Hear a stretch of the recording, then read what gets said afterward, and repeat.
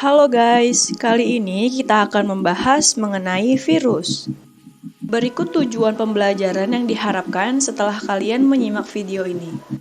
Daftar isi video pembelajaran kali ini yaitu definisi dan ciri-ciri virus, struktur virus, bahaya dan manfaat virus bagi kehidupan makhluk hidup, dan penyakit yang disebabkan oleh virus.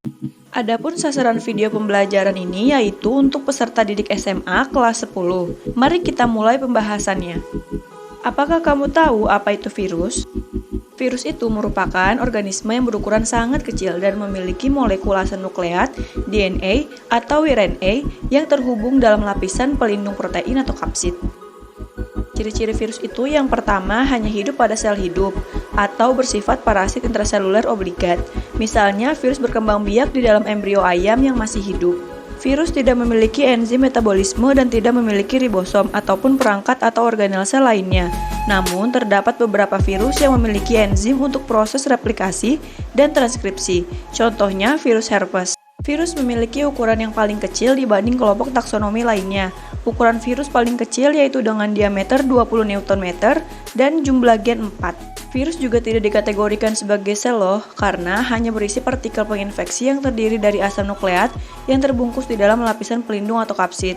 Penelitian yang dilakukan oleh Stanley Miller juga membuktikan bahwa virus dapat dikristalkan sehingga bukanlah termasuk sel hidup. Virus juga memiliki beragam bentuk, ada yang berbentuk seperti batang, polihidris, bola, dan bentuk T.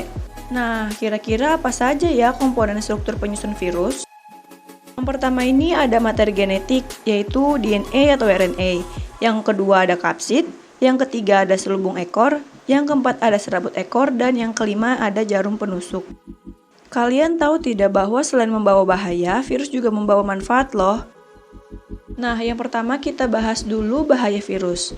Virus RNA cenderung memiliki kecepatan mutasi yang lebih tinggi dibanding virus DNA. Nah, mutasi tersebut dapat membuat varietas genetik baru yang dapat menyebabkan penyakit baru juga. Penyebaran virus dari satu spesies ke spesies lainnya dapat menyebabkan komplikasi hingga berujung kematian. Penyebaran virus juga dapat menyebabkan epidemik yang luas, misalnya penyakit AIDS yang sampai sekarang menjadi fenomena global, padahal sebelumnya penyakit ini tidak begitu terdengar. Nah, selain membahayakan, virus juga memiliki manfaat loh. Yang pertama ini sebagai antibakterial. Virus dapat menghancurkan bakteri yang mengganggu, misalnya bakteri pengganggu pada produk makanan yang diawetkan. Virus juga dapat digunakan sebagai pembuatan insulin. Virus penyebab kanker dapat dicangkokkan bersamaan gen penghasil insulin atau zat lain ke bakteri, sehingga bakteri tersebut dapat berkembang biak dengan cepat sekaligus memproduksi insulin dan zat lain. Virus yang sudah dilemahkan atau dimatikan dapat dijadikan sebagai vaksin dengan memasukkannya ke dalam tubuh seseorang, dan vaksin akan merangsang sistem kekebalan tubuh untuk memproduksi antibodi. Selanjutnya kita akan membahas contoh-contoh penyakit yang disebabkan oleh virus.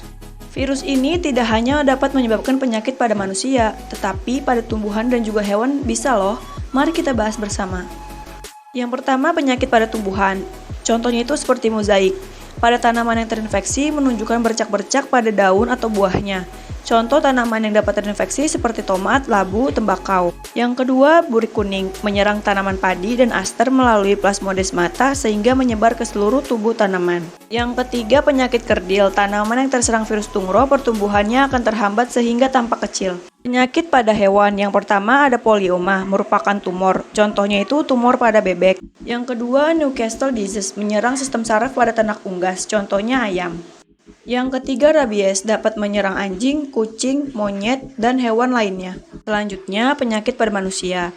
Yang pertama ada DBD, ditularkan melalui gigitan nyamuk Aedes aegypti yang ditunjukkan dengan gejala demam tinggi secara terus-menerus selama 2-7 hari. Yang kedua ada hepatitis B, virus ini berkembang di dalam jaringan hati sehingga dapat mengakibatkan terjadinya kerusakan sel-sel hati.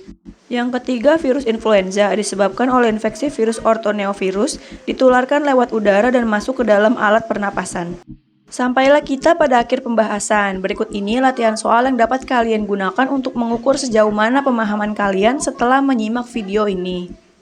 Sekian dari saya, semoga video ini dapat bermanfaat sebagaimana mestinya.